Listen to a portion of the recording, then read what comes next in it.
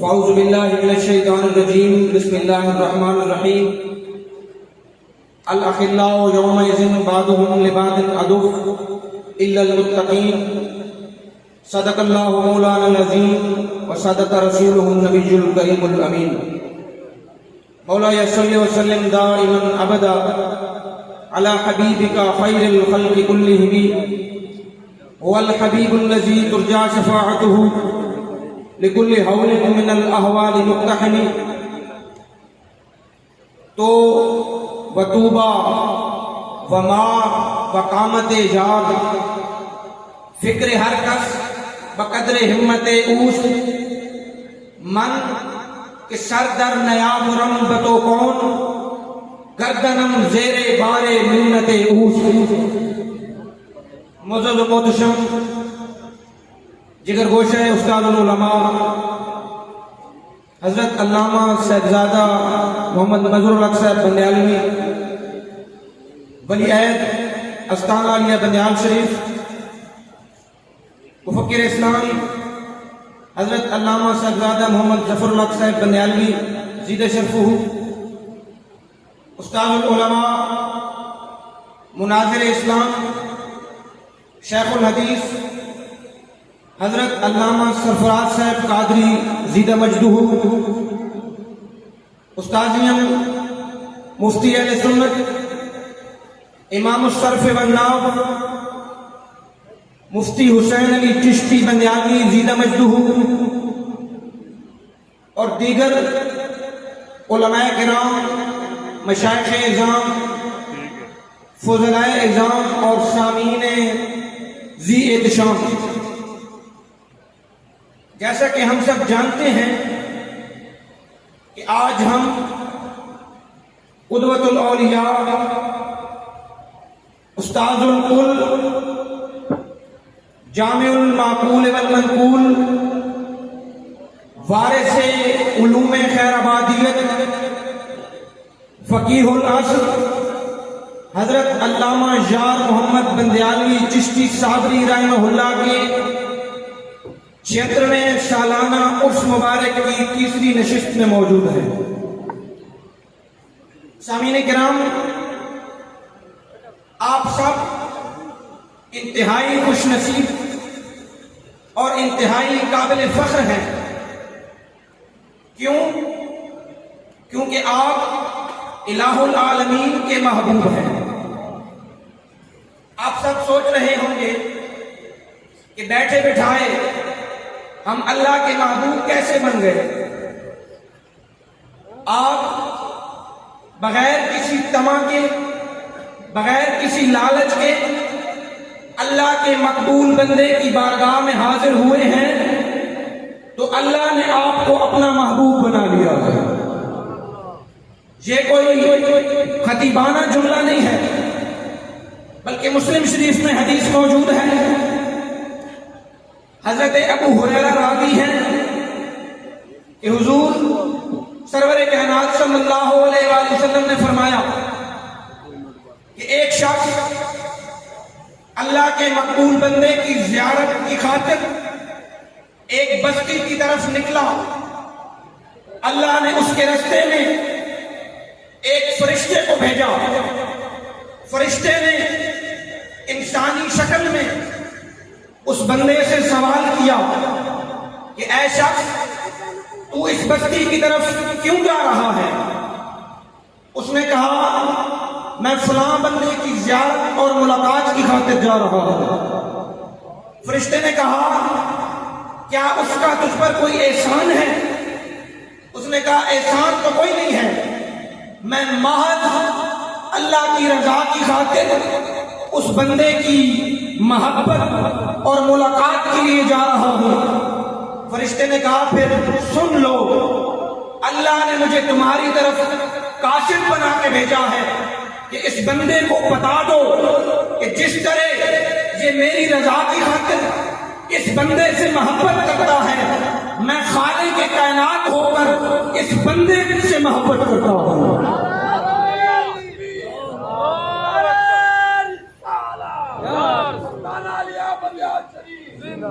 حاضرین، اولیاء اللہ کی بارگاہ میں حاضر ہونے کا سب سے بڑا فائدہ یہ ہے کہ ہم اللہ کے محبوب بن جاتے ہیں، اور دوسرا فائدہ کہ ہمیں اولیاء اللہ کی بارگاہ میں دین کا سبق ملتا ہے۔ اور آج ہم جس ولی کامل کی بارگاہ میں موجود ہیں، ان کے عرس کی محفل میں موجود ہیں، ان کی ساری زندگی علم دین کی تبلیغ میں گزری ہے۔ 30 سال ہندوستان کی مستند درسگاہوں میں ماہرین فن کے سامنے زانوئے قلم مزدہ کیے، پھر 10 سال ہندوستان میں پڑھایا، پھر 1910 میں خاص اشارے پر اپنے گاؤں واپس آئے اور 1910 میں اس جامعہ مظہریہ امدادیہ کی بنیاد رکھی، اور پھر 37 سال اس ادارے میں تدریس فرمائی۔ آپ نے متعدد نابغہ اثر شخصیات کو فارغ التحصیل فرمایا۔ 1947 میں آپ کے وصال کے بعد آپ کے بیٹے استاد العلماء امام المناطقہ کہ جن کو دیکھ کر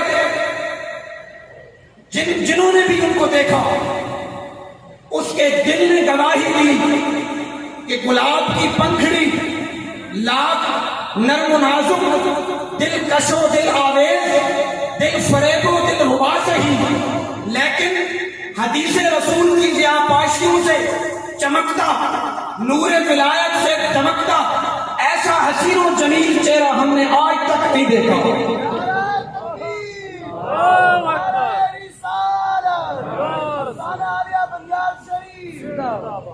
اس قدر شادابی، تازگی اور بشاشت کی وجہ کیا ہے؟ وجہ صرف ایک ہے، دل میں درد مصطفیٰ، سینے پہ داغ مصطفیٰ۔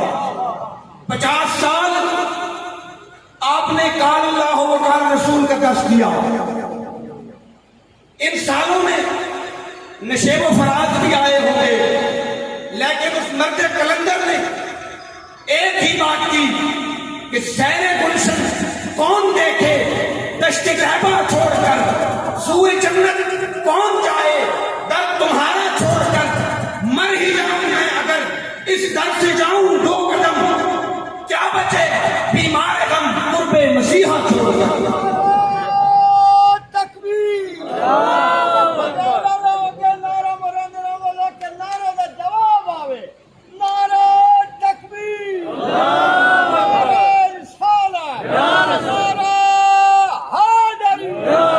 جن کی زندگی کا مشن یہ تھا کہ مل جامن جان دیاں گلیاں اصل ساری خدائی کی کرنی، میں شرمش شادی بن جائے دنیا کی بنائی کی کرنی۔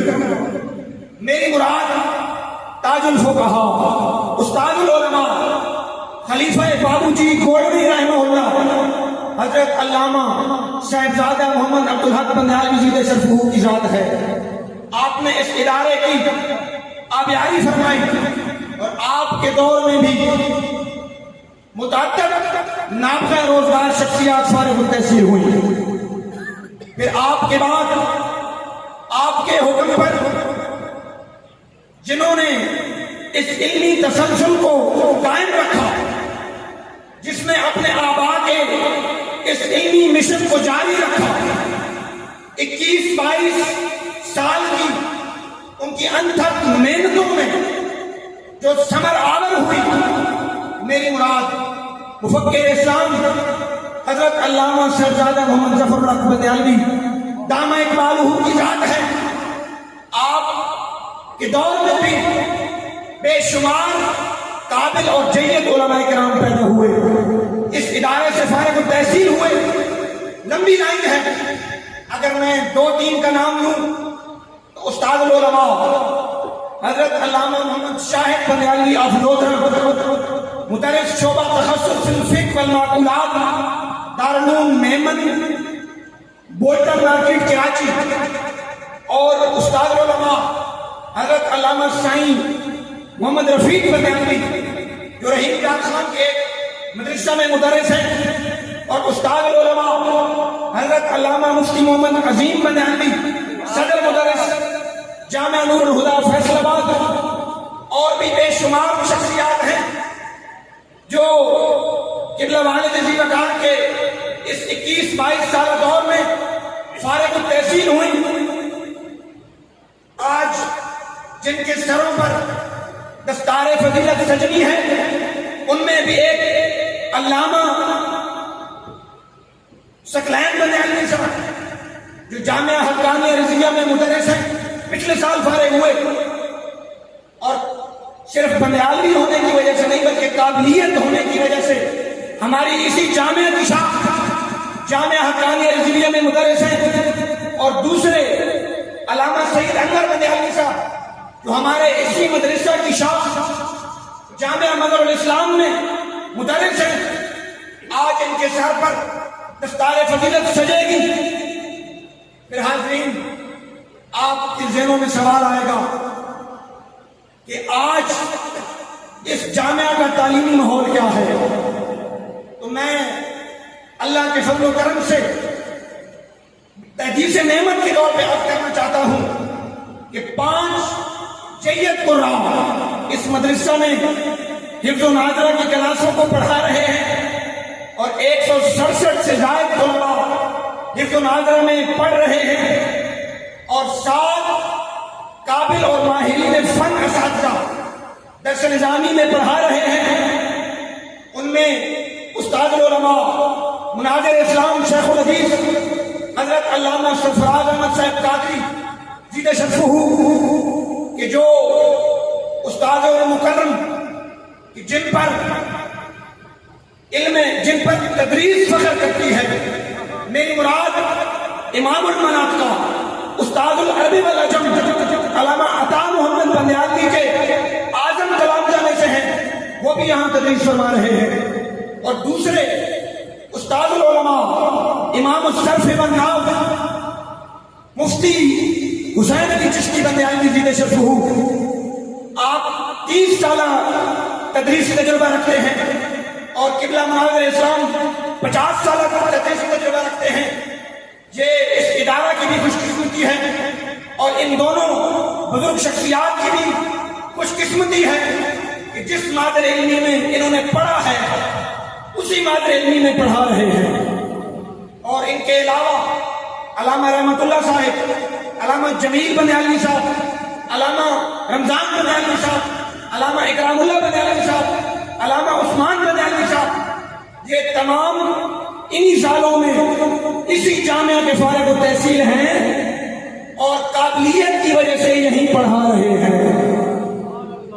और फिर दर्स निज़ामी में 144 तलबा ज़ेर तालीम है और ये बंदियाल की रिकॉर्ड तादाद है दर्स निज़ामी की। और अल्लाह के फजल व करम से ये इदारा दिन ब दिन तरक्की की मनाजिल तय कर रहा है और इस जामिया से फारिग होने वाले उलमा व फुज़ला में से 98% काबिल मुदर्रिस होते हैं। वजह क्या है?